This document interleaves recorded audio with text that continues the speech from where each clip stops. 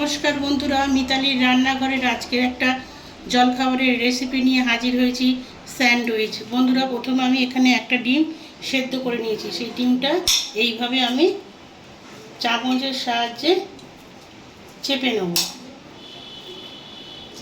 টুকরো টুকরো করে নিচ্ছি এইভাবে ভালো করে।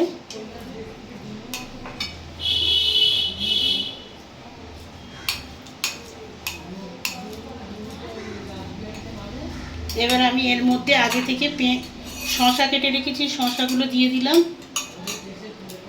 টুকরো করা পেঁয়াজগুলো দিয়ে দিলাম, আর ক্যাপসিকাম আমি এখানে কেটে রেখেছি সেগুলোও দিয়ে দিলাম।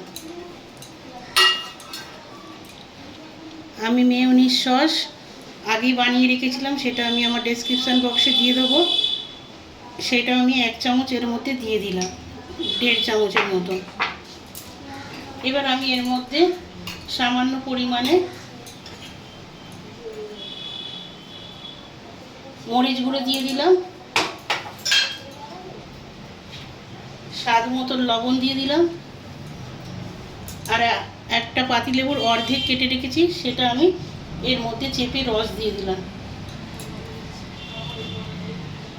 এবার আমি সবগুলো একসাথে এইভাবে মাখিয়ে নেব।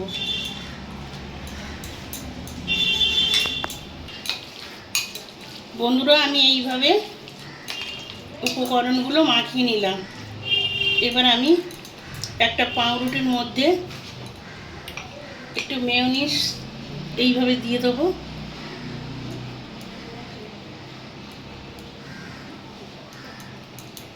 এবার তার উপর আমি এই আগে থেকে মাখিয়ে রাখা উপকরণগুলো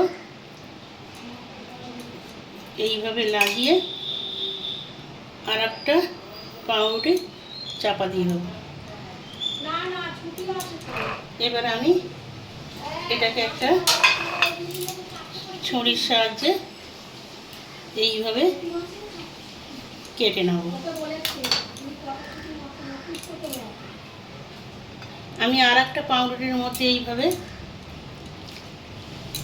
আগে একবার মেয়োনিজ লাগিয়ে নেব,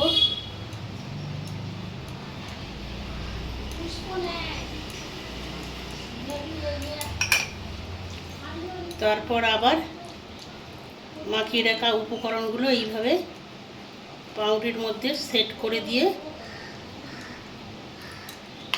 আর একটা পাউরুটি এইভাবে চাপা দিয়ে দেবো।